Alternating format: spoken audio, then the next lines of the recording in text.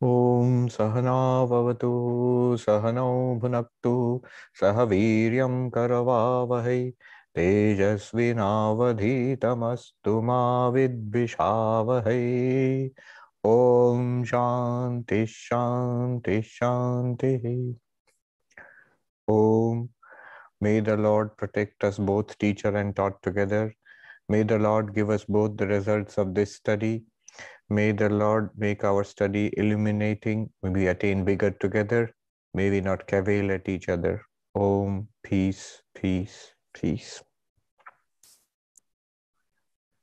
So we have been studying the Kathopanishad and we have made some progress.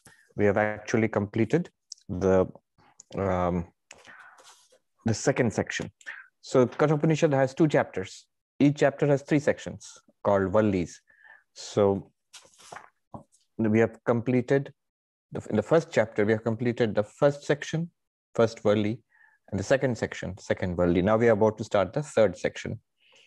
In the first section, we were we were introduced to the story. The little boy Nachiketa goes to the house of death, Yama, and asks his questions, and that's the context. The main thing that we were introduced to was the third question of Nachiketa, the mystery of death. What are we really?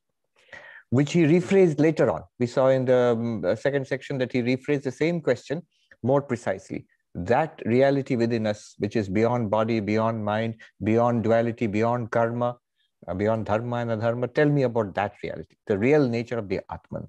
So that's the question. It's a question which introduces Vedanta. And then we saw how the teacher first tested Nachiketa to see whether he has the requisite qualifications, whether this knowledge will at all lead him to enlightenment, will it do him any good at all? So after testing and finding the little boy to be completely qualified, then he tells him about the preliminary qualifications, of what we later systematize as the fourfold qualifications in Vedanta. But in a more general discussion, we find about that. And then he starts teaching Nachiketa about the nature of the self, about the Atman. And that's what we saw in the second section. Now the third section will start again with the same topic, the nature of the self. What will happen here is there's a very elegant, powerful teaching about the nature of the self here. What is enlightenment? How can we get enlightenment? The method and the result of enlightenment. The result of this study and the result of the enlightenment which we will get from this study, those will now be discussed in the third section of the first chapter. So what is enlightenment? What do you mean by self-knowledge? And then how do you get that enlightenment? And that's really the unique thing about Vedanta. It is not that the way, the sadhana, the practice, the moment when you say practice and religion, you bring them together, we immediately tend to think, oh, certain kinds of rituals, you perform this puja, this kind of offerings with flowers and incense or something like that, chant these mantras, rituals. No, the method here is not ritual, it's not karma, ritualistic karma. Or other karma, doing good deeds, is that what is going to be taught? No, it's not doing good deeds either. Of course, not doing bad deeds either.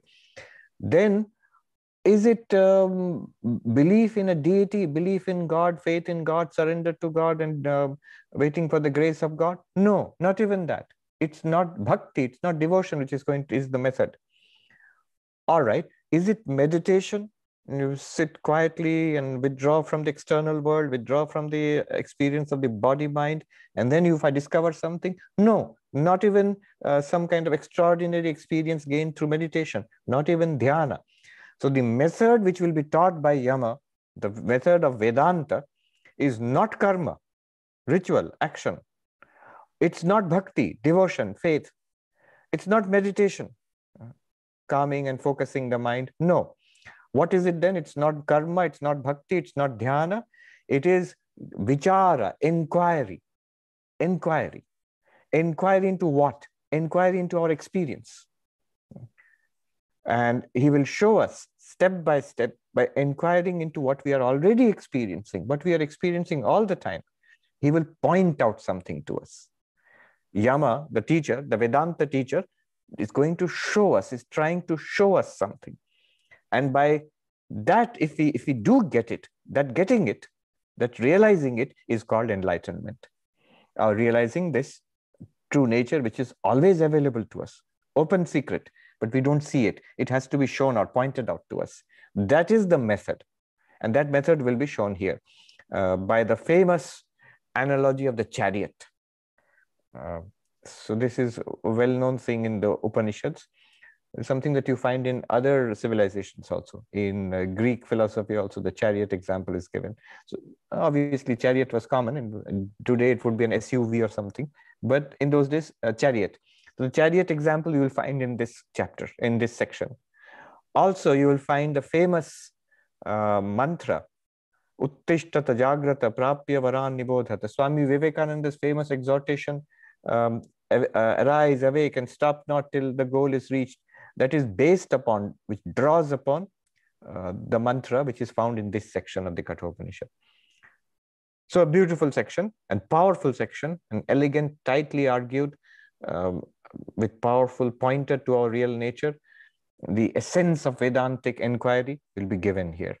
Yes, remember, Vedanta does not dispense with ritual or karma, does not dispense with devotion. It does not dispense with, it does not tell you to avoid meditation. Meditation is helpful, devotion is helpful, karma is helpful, but only helpful. They are marginal. The core, what is actually Vedanta, is what is going to be presented here in this section. All right. Now let us start. The first mantra, it introduces us to the nature of the self as consciousness, of our real nature. What do we know about ourselves and what we really are? What do we know? Already everybody knows that, and what we really are, what Vedanta wants to show us, both are introduced here. First mantra, Tritiyavali, the third section of the first chapter. Ritam pivanto sukritasya loke guham pravrishto parame paradhe chaya tapo brahma vido vadanti panchagnayo yecha trinachiketa. So what is being said here? These two, which two? The Supreme Self and the individual self have entered into the cave of the mind, into the cave of the heart, and they experience the results of karma. This is in a very poetic language. Instead of saying results of karma are experienced, it is saying ritam pivanto. They drink the truth. They drink the reality. What is reality here? The results of our karma, because they are certain. It is said, there's an old ancient saying that na bhuktam kshiyate karma janma shatakoti bhirapi. Without experience, without giving their results, without paying for our karma, those karmas will not be exhausted even in 1,000,000 births. We have to experience it. Oh, so the enlightened one, well, the enlightened one, all future karmas will be destroyed. What is not yet activated, but what has been activated in this body, that will be experienced even by the enlightened one. Only the enlightened one is not affected by it. We are affected by it. But anyway, whatever it is, it's a hard truth. There is a greater truth than karma, but there is a hard truth. That's why it is called truth. Drinking the truth. Ritam pivanto. What is this truth? Sukritasya. Sukrita here in this context, it means swayamkrita. That means what has been done by oneself. That which we have done in past lives, the web which we have spun in past lives, in that we are now dwelling, we are trapped in that. The cocoon which we have spun around ourselves, lifetime after lifetime, that's where what we find ourselves in.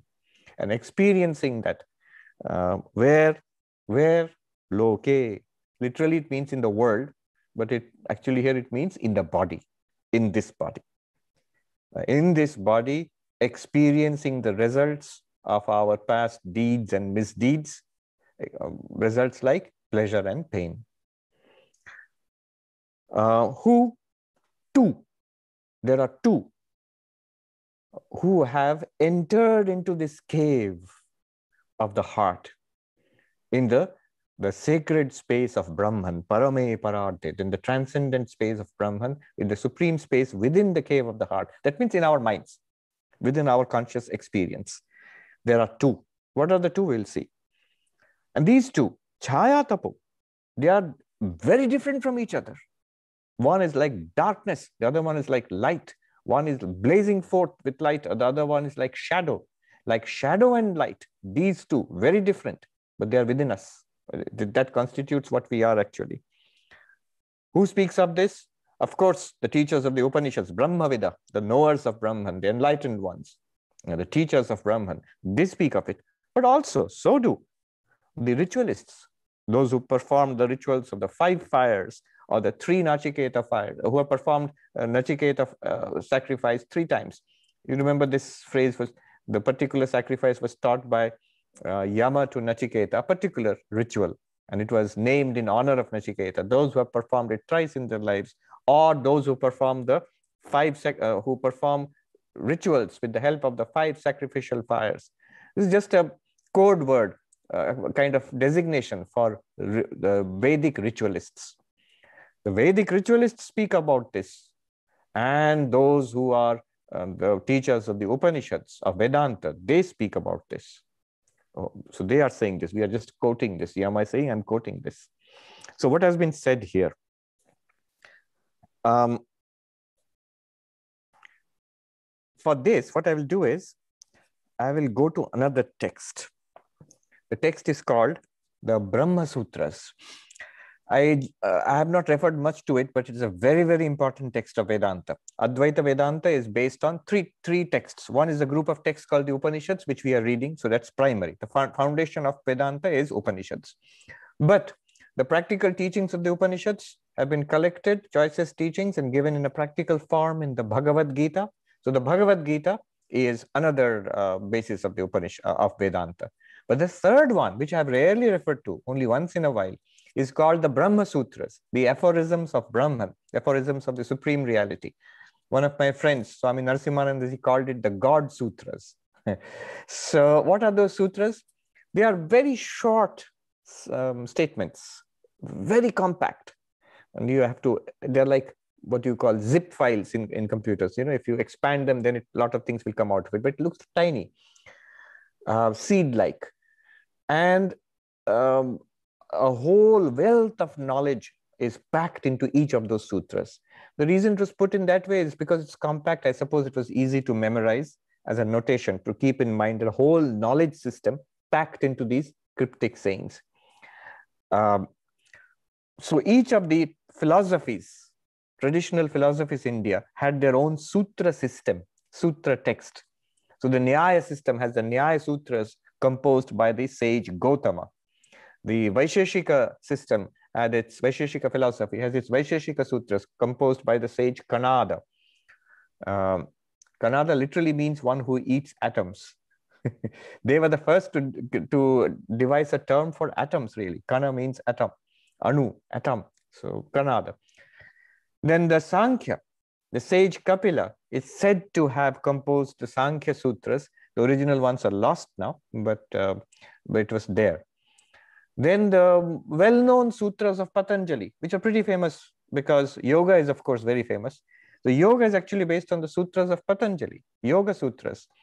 And then there are the Jaimini Sutras, which deal with the ritualistic portion of the Vedas, that portion which precedes all these Upanishads we are doing, which is the bulk of the Vedas, actually. That has been systematized into a set of sutras by the sage Jaimini. But to our purpose, what we are interested in is Vedanta.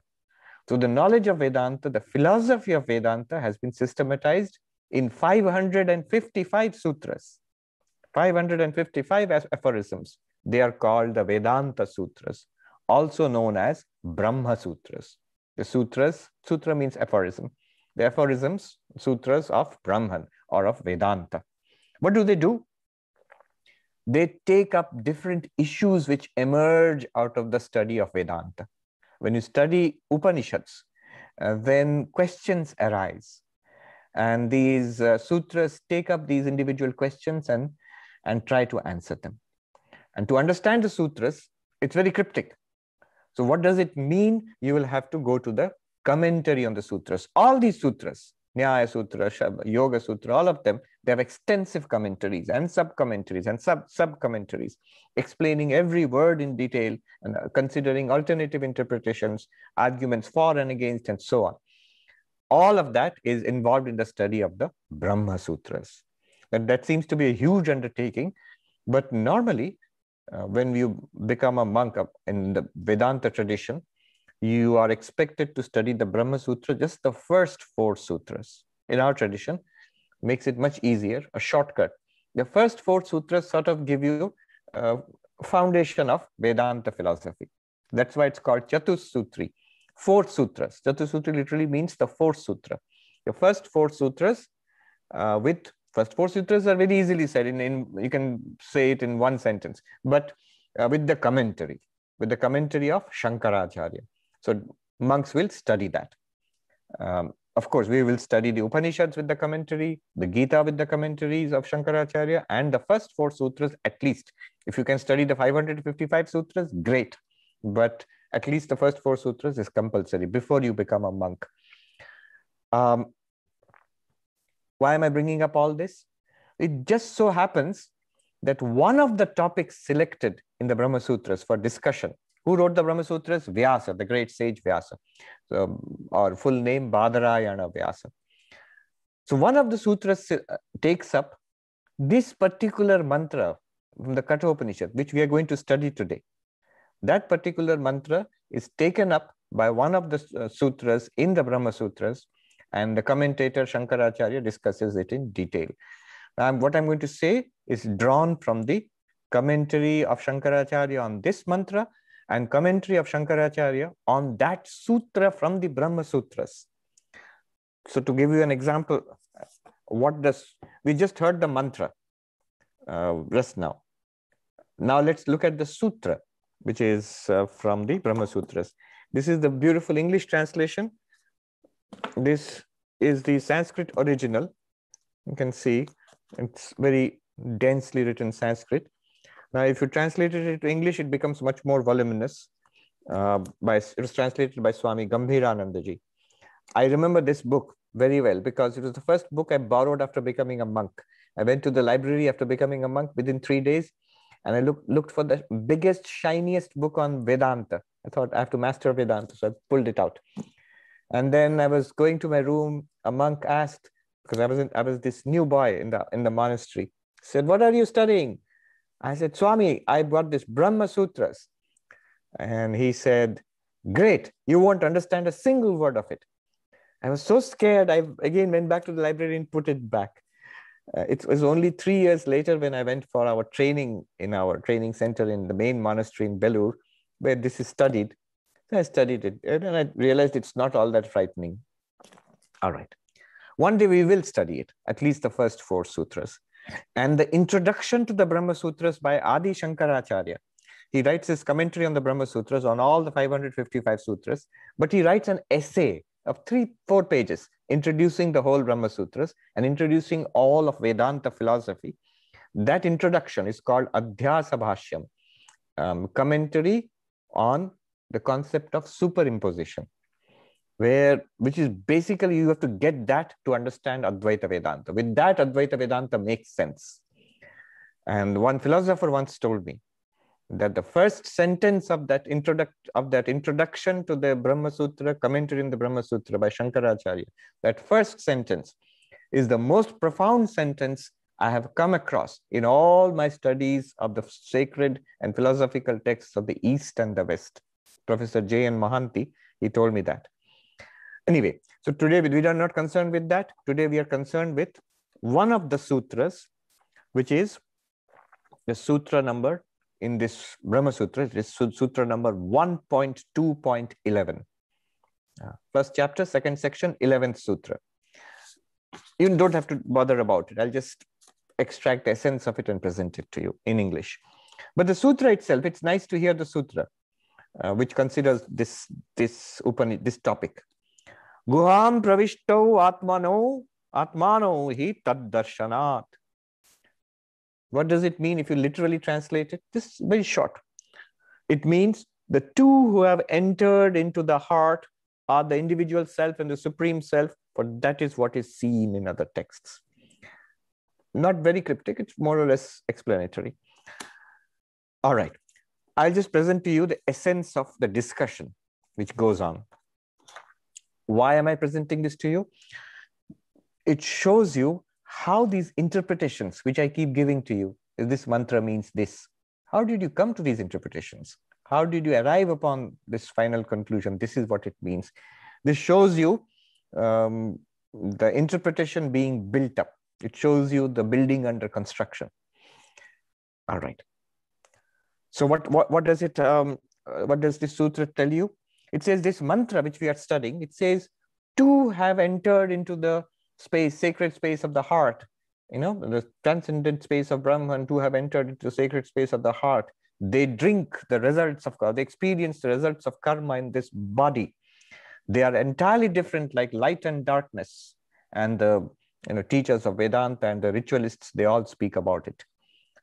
Now, the question is, what are these two? What are we talking about? Because the mantra itself doesn't tell you that these two are Brahman and Atman, or Paramatma, Jivatma, Supreme Self and the individual self. It doesn't tell you that.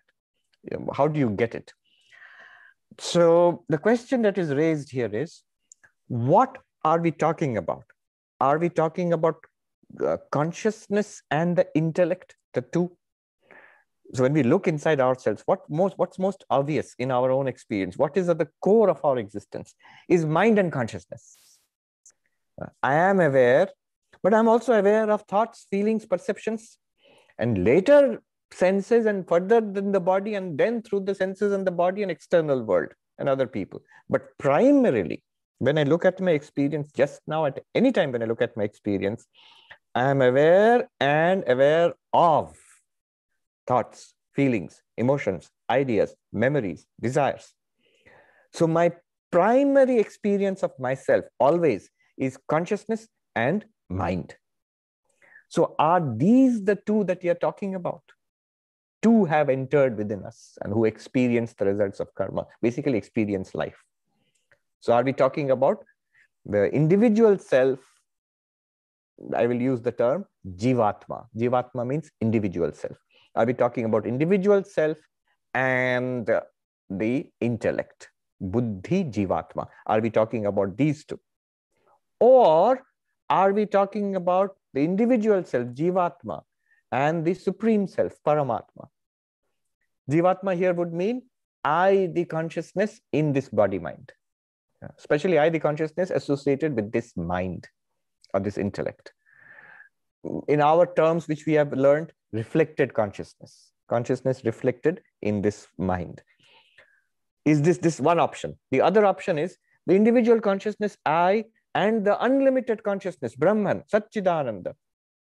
Are these the two which have entered into this sacred space within the heart, or within this body-mind? So these are the two options. Now, what are we going to discuss? Well, the very first, it makes Shankaracharya in his commentary, I'm drawing all this from the commentary, just a few observations, the central ones. He says, well, it can't be really the intellect and the Jivatma, the individual consciousness. Why? Because it says the intellect, the two experience the results of karma. They experience life, pleasure and pain. But the intellect by itself cannot experience pleasure and pain. It cannot experience anything. Only consciousness can experience. Only consciousness can experience anything. The intellect by itself is not conscious. It says it is jada. Jada means insentient. The individual self has consciousness. You are conscious. And in your light, with your presence, intellect and mind function. But by themselves, intellect, that is intellect, mind, memory, these are not conscious. They are part of the subtle body. So they cannot experience anything by themselves. But remember, what does the mantra say? The two are experiencing in this body. Are you clear with what is the question? What is the point being raised here? And it's such an important point. 1400 years ago, Adi Shankaracharya is raising a point which is now at the cutting edge, literally, of consciousness studies. This distinction between consciousness and mind, consciousness and intellect, this is not yet clear. I'm speaking from a survey of all the writing on the philosophy of mind today, from what was one of the papers I studied at Harvard 2 years ago. This primary distinction, that the mind, intellect in itself, they are not conscious. And to experience anything, you need consciousness.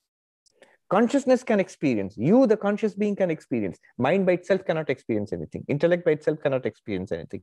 And here, the mantra says, two are within us experiencing the results of karma. Why I'm saying that is, this is not clear to many thinkers right now, but this distinction is absolutely important. Right, this neuroscientist, Dr. Anil Seth, he's a very well-known neuroscientist in England, and he writes and speaks about the problem of consciousness, and he has written some books recently also. So he put it very nicely. He said, you don't have to be smart to suffer. So he says the computer Deep Blue can defeat a very intelligent person. In chess, a chess grandmaster can be defeated by a computer. Computers have done that. They've defeated chess grandmasters. So in that sense, a computer is smart. Now you have artificial intelligence. And it can perform, how do you know it's intelligent? It can perform all the activities of intelligence. By its behavior, you can see. It can go and beat a chess grandmaster. That's smart. It can take decisions. It can guide a missile. Smart weapons, that's why you call them smart weapons. It can guide the weapons. It can take, it can drive a self-driving car or land a spacecraft on Mars. So it's really, really smart in terms of behavior and performance. But it doesn't suffer. If the grandmaster beats Deep Blue in a chess match, Deep Blue doesn't feel depressed.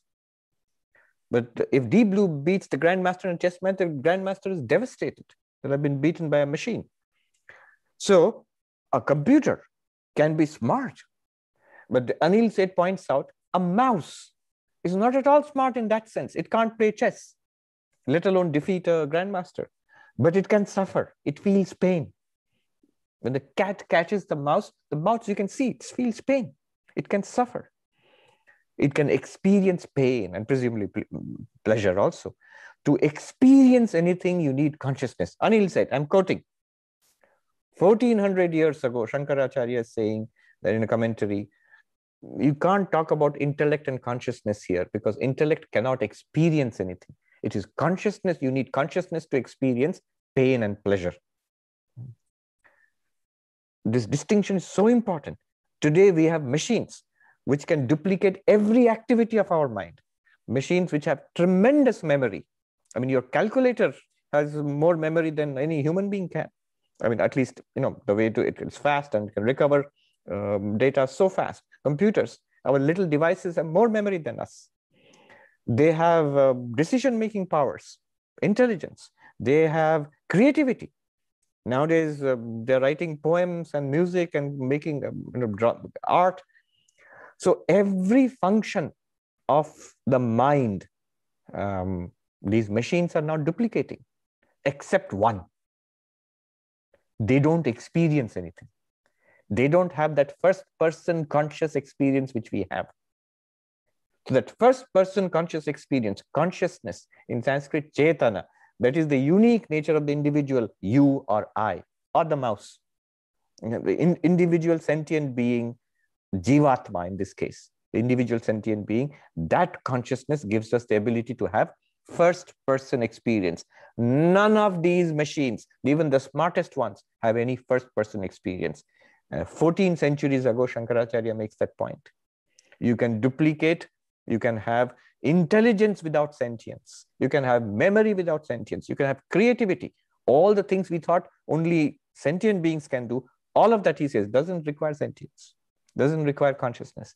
You can have all of that without conscious experience. But conscious experience requires consciousness.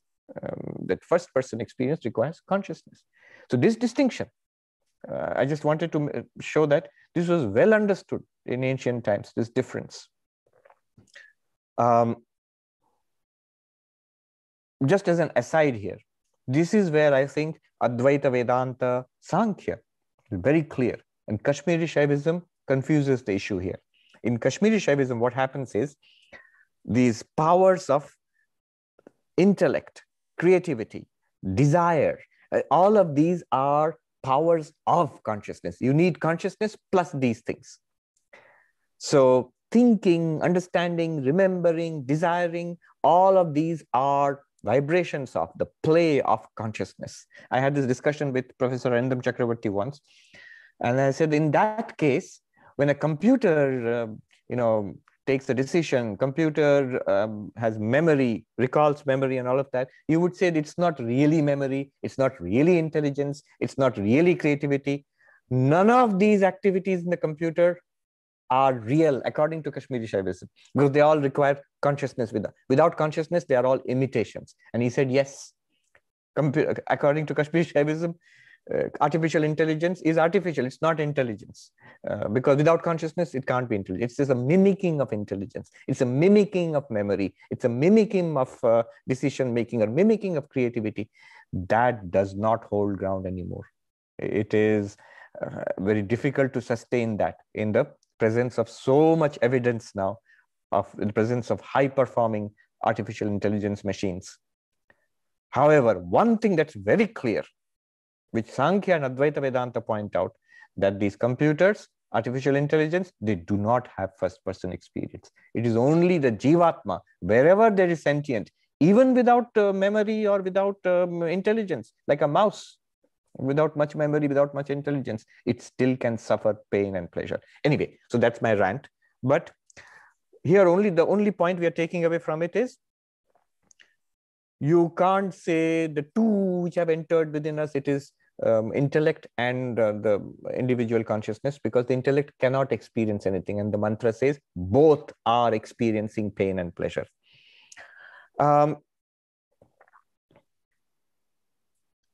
Then another reason it says is that why you can't say it is supreme soul, that is Paramatma, infinite consciousness, Brahman, and individual. Is that what is being referred to as the two here? Well, there's a problem with that view also, because though the individual, the individual can experience and am experiencing the results of my karma, but aren't we taught that the infinite pure consciousness, existence, consciousness, bliss does not experience the pain and pleasure of the of karma?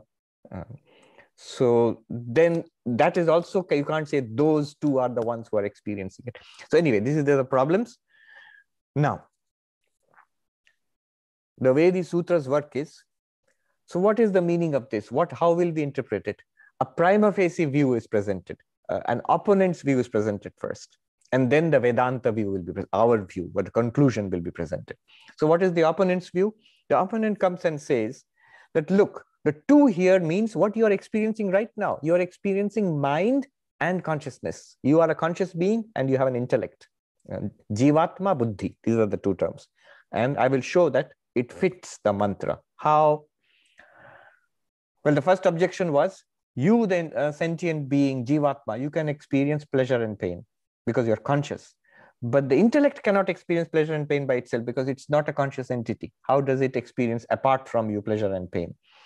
Here, Shankaracharya uses an old Indian example, Chatrina Nyaya, which literally translates as, there go the people with the umbrella. The people with the umbrella. Now, what does that mean? It's a little quaint, but you have to imagine, suddenly you see a group of like pretty important people, walking this. One man is in front with somebody holding an umbrella over his head. And remember, in those days, umbrellas with big parasols, I'm sure they were made of bamboo or something. So one man is going with the umbrella over his head and he has a retinue of people accompanying him. And people see that and they say, there go the people with the umbrella. There go the literally umbrella people, the umbrella people, Chatrina, the ones with the umbrella people are going there. What does it mean? Only one person has an umbrella, but everybody else they're all taken as a group and called the umbrella people, Chatrinaha, in plural. Similarly, so how do we apply it here? Although actually consciousness is giving rise to first person experience, but since mind, intellect are always together with it, we can include it. Just like people with the umbrella, only one umbrella, but everybody else is said to be a person with the umbrella because they are in the group. Since consciousness is accompanied by the intellect, so the intellect also, you can say, it is something that is experiencing the pleasure and pain. So it is no harm in saying the two are experiencing pleasure and pain. They're drinking the results of past karma. Or you might say that the two are experiencing pleasure and pain because one of them, consciousness, that is pure consciousness, is making the other one experience. If one makes the other one experience, you can still say both are experiencing. Like, one person is cooking, but you are the one who is like the head chef or something. So you're not doing anything yourself. There's somebody else who's doing the cooking. But people will say, you are cooking. Other guy is cooking, but he's cooking because you have set him to do the cooking. Similarly, consciousness, pure consciousness by itself, may not be directly experiencing pleasure and pain, but because of it, it is reflected in the mind, and the reflected consciousness is experiencing pleasure and pain.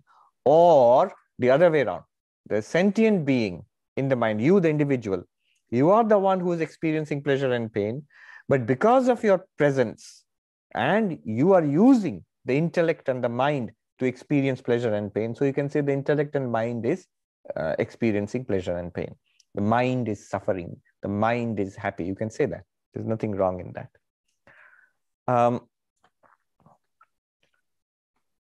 The whole doubt is, how can an insentient thing like the mind, the intellect, experience anything? So one example is given here. It's saying there's nothing wrong, and figuratively, as if. So an example is the fuel, the wood cooks. Now, who is cooking? The cook is cooking, but is burning the fuel, burning the wood. So there's an indirect way of referring to it as that the wood is cooking the rice.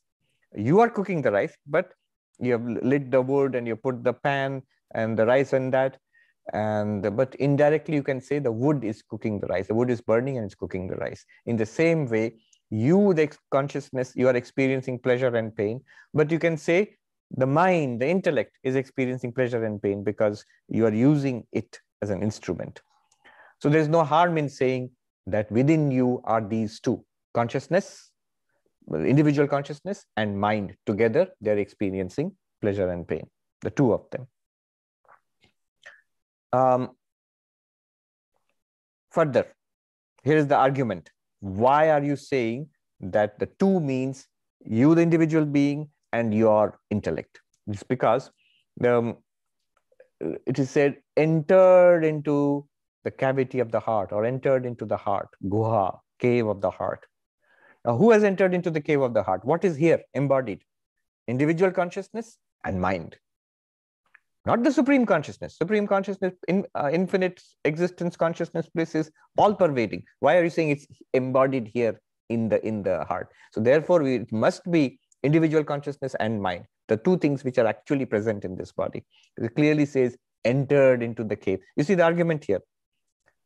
Then next, it says experiencing the results. The mantra says experiencing the results of karma.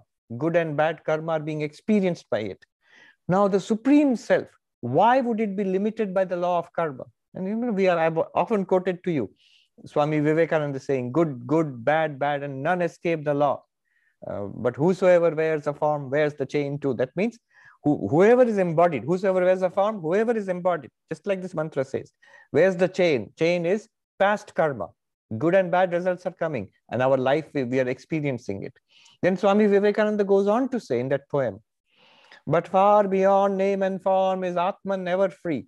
No, thou art that sannyasi bold, say Om Tat Sat Om. But far beyond is Atman ever free. Here, the 1400 years ago, the commentator says, the opponent says, aha, that means the Supreme Self is ever free of karma. And the mantra says, you are experiencing the pleasure and pain of karma. So that Supreme Self cannot be meant here. Paramatma is not meant here. Satchidananda Brahma is not meant here. It's only you, the individual being, plus your mind or your intellect, that's meant here. Then again, all these are arguments to show that it is you, the individual being, and intellect, which is meant by two. Another argument, Chaya Tapo, light and darkness. You are consciousness, and your companion, the intellect, is not conscious. You are Chit, and the intellect is Jada. You are sentient, and your body, mind, all the apparatus is insentient, like light and darkness, like light and shadow. It matches what the mantra is talking about. And so therefore, we must say, when the mantra says, two have entered into the sacred space within this mind or the cave, and they are experiencing the results of karma, the two are you, the individual sentient being, the Jivatma, and your intellect. Or in general, you can say intellect, mind, the whole inner instrument. Sounds convincing. Now comes the Vedantin and says, no, you're totally wrong. Why? It is actually the individual being, and the unlimited pure consciousness, our real nature, your apparent nature and your real nature. These are the two which are meant here. You, what you know yourself to be, and you, what Yama is trying to teach us, what you truly are. These are the two which are meant here. How so? We have shown you a battery of objections. You have to answer all of those questions.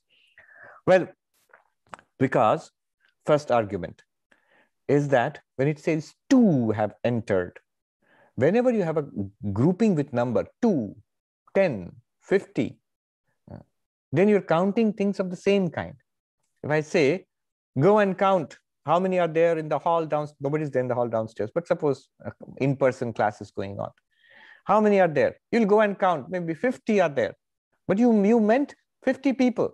You didn't count the kitten and the spiders or whatever. You don't count anything else. You just count that the same kind of thing. You're having a cup of coffee, you say, I want one more. You want one more what? Everybody knows you want one more, another cup of coffee. You don't want something else. So when the Upanishad says two have entered, they must be of the same nature. And so the argument is the individual self and the supreme self, the limited consciousness which you think yourself to be, the individual consciousness, and your real nature, the infinite consciousness, both are consciousness. Therefore, you can say both. You can't do that to something which is consciousness and not consciousness and then put them together and say both. You can't say individual consciousness and mind, because they are of different nature. This is a subtle argument, but a simple argument. Then he puts it very beautifully, Shankaracharya here. What is after all going on here? First of all, catch hold of what you experience yourself as. You ascertain, I am a conscious being with a mind and intellect and senses and a body, experiencing pleasure and pain with the results of my past karma. You know this? Yes. Right. Now Yama will show you this conscious being, its real nature is infinite consciousness, ever free. So these are the two he wants to talk about. He's not interested in your physiology or your psychology. He's not interested in your brain and spine and kidney. No. So he's interested in you, the consciousness, and your ultimate nature as pure consciousness. Why is he talking about it as two? Ultimately, it is one reality. But for the purpose of teaching, you have to start with what you experience yourself as and then show you your infinite nature. That's why talking about two. Then the opponent says, but didn't we say that, doesn't the mantra say you've entered into this body? How can the infinite enter into this body? Well, he says there's no problem there, because if the Supreme Self, Paramatma is all pervading, then it must be here in this body also. It must be there in your mind also. And you need a particular place to experience it. So it is said to have entered into your mind and being beyond your mind also. In fact, as we have already seen, not only it is all pervading, in fact, all of space is appearing in pure consciousness, in consciousness. All of time is appearing in consciousness. So only when you accept space, then you say consciousness is all pervading. When you accept time, you say consciousness is eternal. But as a matter of fact, even time and space are appearances in consciousness.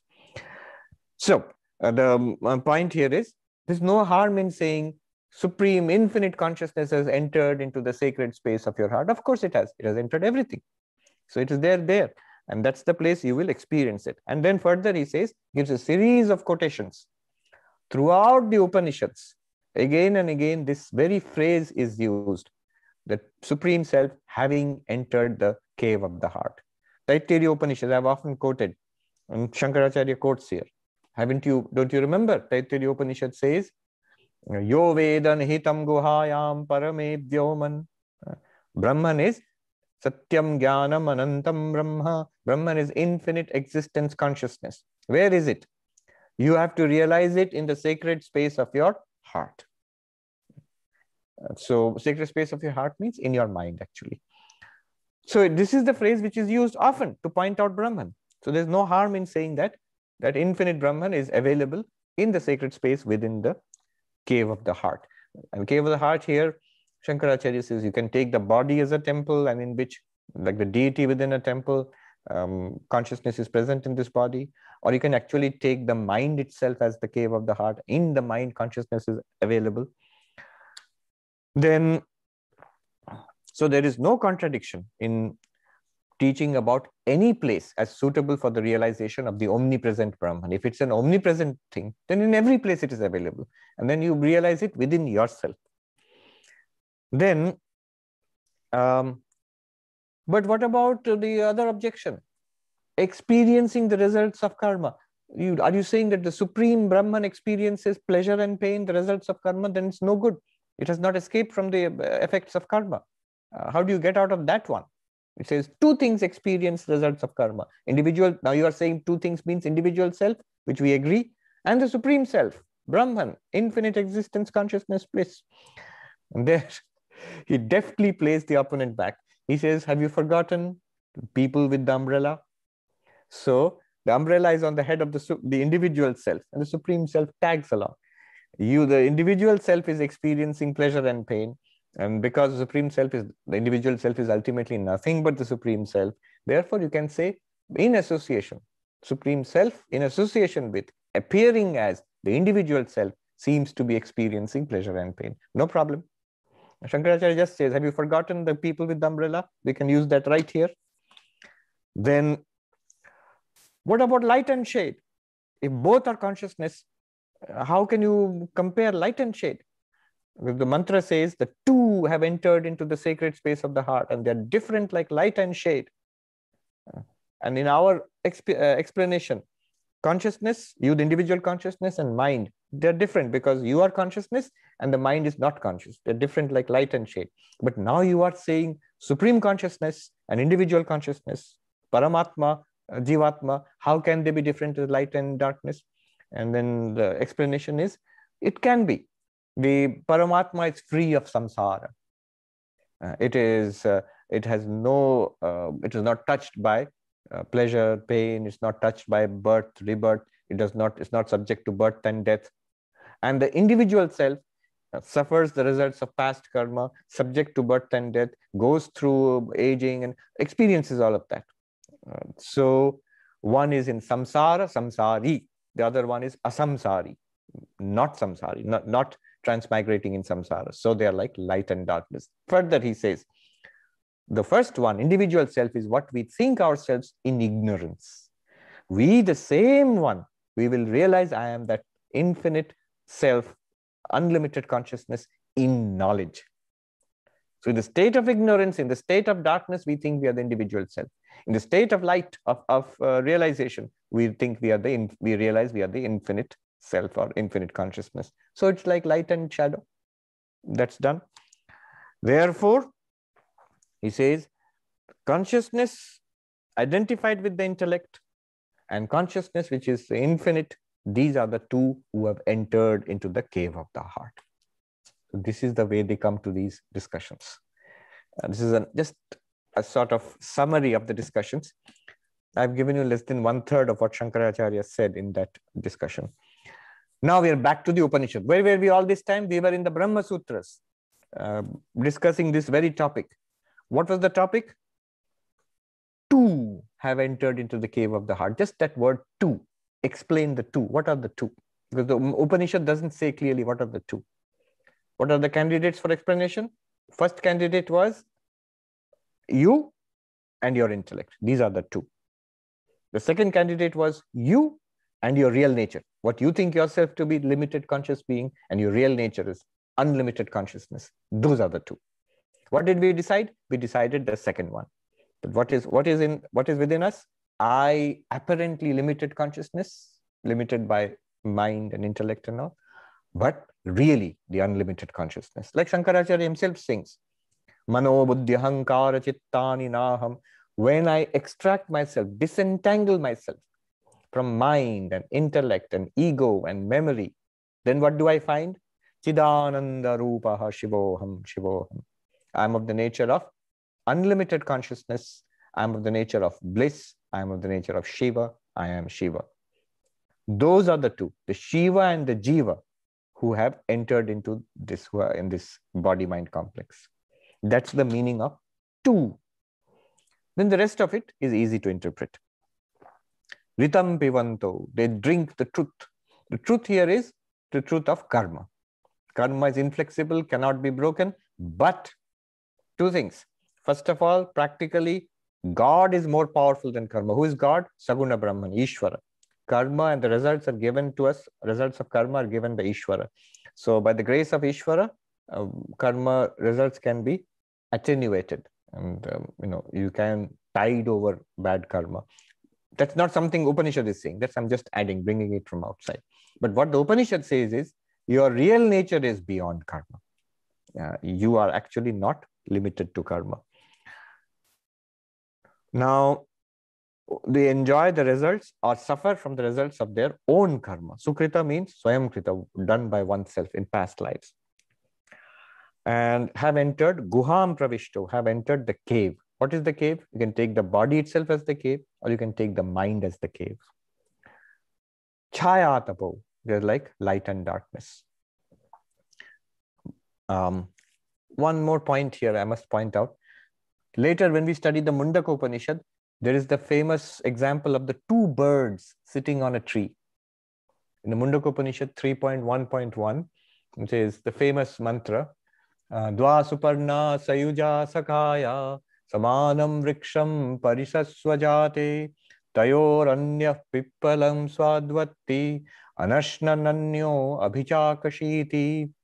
What does that mean? On a tree. What is the tree? Our body. On a tree, there are two birds of golden plumage. They're shining. What are the two birds? Consciousness. Among them, one is hopping around the tree and enjoying or experiencing the sweet and bitter fruits. Imagine one bird hopping around and pecking at different fruits. The other one is not consuming the fruits, is not tasting pain and pleasure, bitter, sweet and bitter. It is watching. Tayoranya abhichakashiti. Anashnan does not eat, watches. And we know what they're trying to tell us. There's only one, there are not two, but it seems to be two. First of all is I, the individual being, and I'm experiencing the various results of karma. Swami Vivekananda says, the lower bird, it tastes a bitter fruit and then gets a shock. And what is the meaning of this life? It's so terrible, it's so horrible. Then it looks up at the higher bird, which sits in glory and peace and serenity, and says, I want to be like that. And it hops towards the higher bird. This is also Swami Vivekananda's commentary. Hops towards the higher bird. But then it gets distracted by a specially luscious, shining looking fruit. So it sets aside the spiritual quest towards the higher bird. Then it hops laterally, a lateral movement to that other fruit and pecks it. And it's very nice. So it forgets the higher bird. Then it takes out another fruit that's very nice.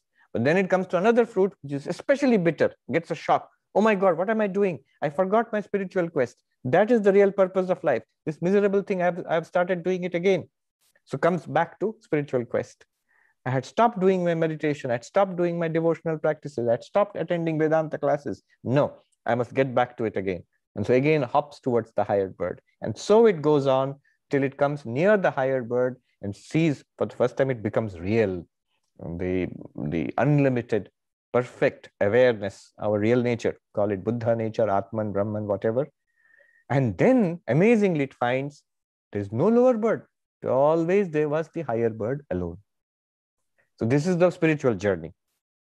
And we will come across this mantra in the Mundaka Upanishad. But it creates a special problem for this mantra, because there it's very clear. Two birds, one is eating the results of past karma, the other one is not. One is getting pain and pleasure, shocks, kicks and blows, the other one is not. But here, both are enjoying the pleasure and pain of the past karma. How do you explain that? Then what are these two? It exactly means the same thing, but then you have to use interpretation like people with the umbrella. Chatrina yanti. One umbrella, only one is holding the umbrella, but on whose head is it? Okay. Then what else? Who speaks of this? Where are you getting this? All the Vedas speak of it. The Upanishads speak of it. Brahma vido vadanti, the knowers of Brahman, those who have the rishis of the Upanishad, they speak of it. But also, those who are the ritualists, they speak of it. Only the rishis emphasize, the Upanishads, knowers of Brahman, emphasize the higher consciousness, pure consciousness, unlimited consciousness. And the ritualists emphasize the individual consciousness, which is getting the results of karma. The ritualists are all about karma. Do good karma, have a better life. Don't do good karma, then suffer, get kicks and blows and terrible life. And so for a better life, do good karma, and you, that lower consciousness, that individual consciousness, will get fewer bitter fruits and much better, much bigger harvest of sweet fruits. That is the whole ritualistic approach.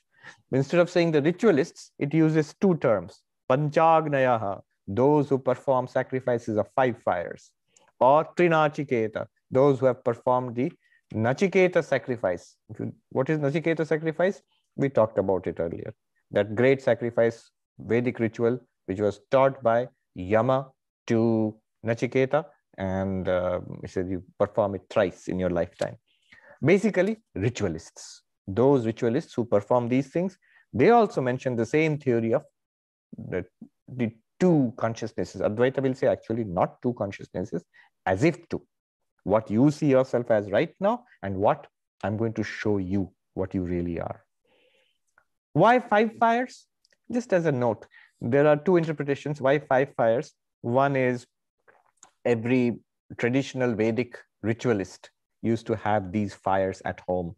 I'll just rattle off the names of the fires. The fires had their names, in which fires the rituals were performed. Garhapatya Agni, the household fire. Ahavaniya Agni, Agni means fire.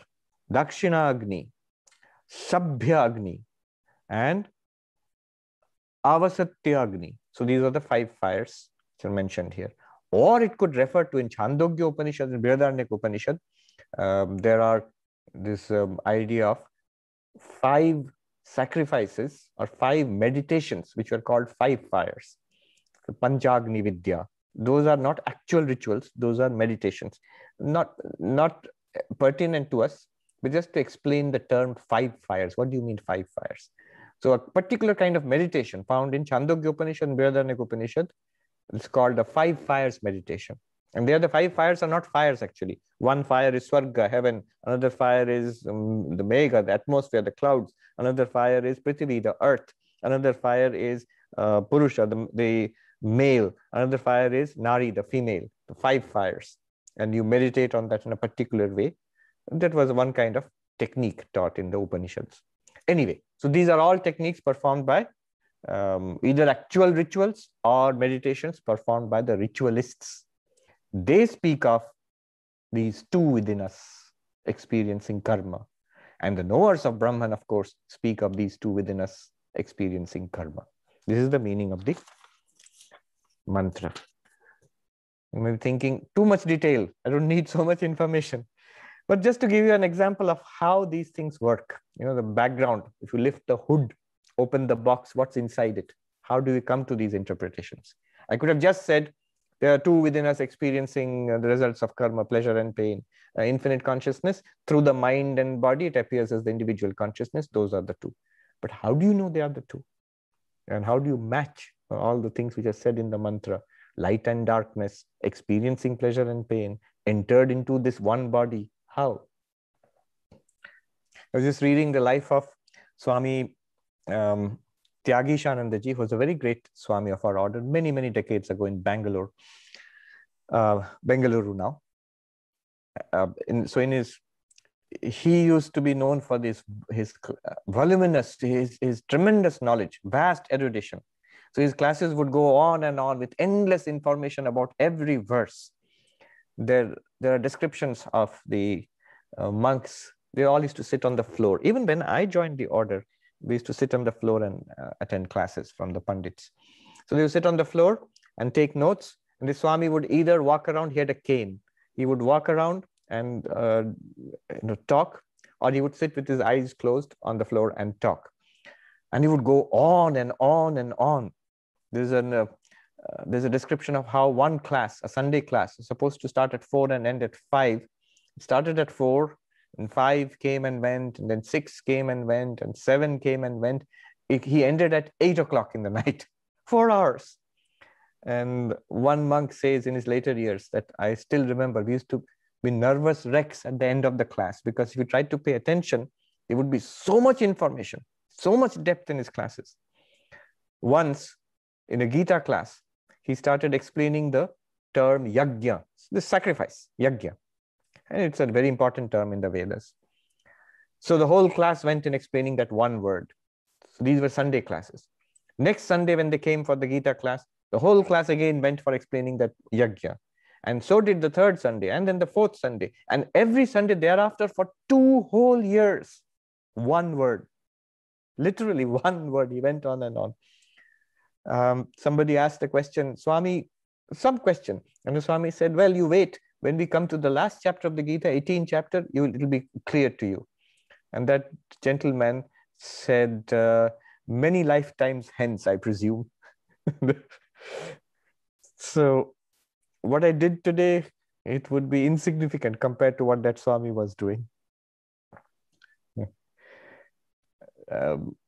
I've met some who used to attend his classes, and then they all speak about his enormous erudition and his extraordinarily simple lifestyle. He was funny also. The story he tells, he knew Mahatma Gandhi. So once Mahatma Gandhi had come near the ashram, and this Swami, Tyagishanji, went to meet him. And Tyagishanji, there are a few photographs of in black and white photographs, you can see he has a long white beard and long flowing white hair. So he goes to meet Mahatma Gandhi. And an Austrian lady had come. She was a well-known journalist, writer, painter. She wanted to interview Mahatma Gandhi. But when Mahatma Gandhi was speaking, this lady kept on interrupting him. So Mahatma Gandhi, at one point, he chuckled and he caught hold of the nose of that lady and said, listen to me. You are not listening. Look at him. And he pointed to the monk, Tyagishanji. See how he's listening. Then that lady looked at the monk, Tyagishanji, and she really liked his long hair and beard and said, can I do a portrait of you, Swami? And I'll come to the ashram tomorrow and you sit for a portrait. So she went to the ashram the next day. And then she couldn't recognize the Swami because he had shaved off that magnificent beard and all the hair. He knew that was what had attracted her. And she lost all interest in making the portrait after that. Anyway, these are stories I was just reading yesterday. I shared it with you. Good. Let's now quickly look at the comments. Shravani says, is this reference to similar to the 2 birds analogy in Mundaka? Exactly, as we did. And she raises the pertinent question. In this verse, do both enjoy the fruits of work or only one of the 2 enjoys? See, this is the problem. If you see she has got it exactly. The Mundaka Upanishad verse says, mantra says, that why do we say mantra instead of verse? Verse is all right for Gita. They're shloka. Words means shloka. Mantra means the Upanishads and Vedas, they are mantras. You don't say verse there. So two enjoy or one enjoys. And that was the whole issue which we discussed today. Parul says, Swamiji, in Hindi, we say, man shant hai, man vichalit hai. What is this man? Man means the mind. Mind, intellect, anything that changes. So in the mind, we see series of thoughts, series of ideas, series of memories. So these are components of the mind. Mind is a general term. And so in the technical term in Vedanta would be antahkarana, inner instrument. And that changes continuously. You, the witness consciousness, you do not change. Good. So this was more of a traditional kind of Vedanta class. Only that, in traditional class, we would go through the Sanskrit and then teach. But basically, this is what they would do in a traditional class. Om Shanti Shanti Shanti Hari Om Tat Sat Shri Ramakrishna Arpanamastu.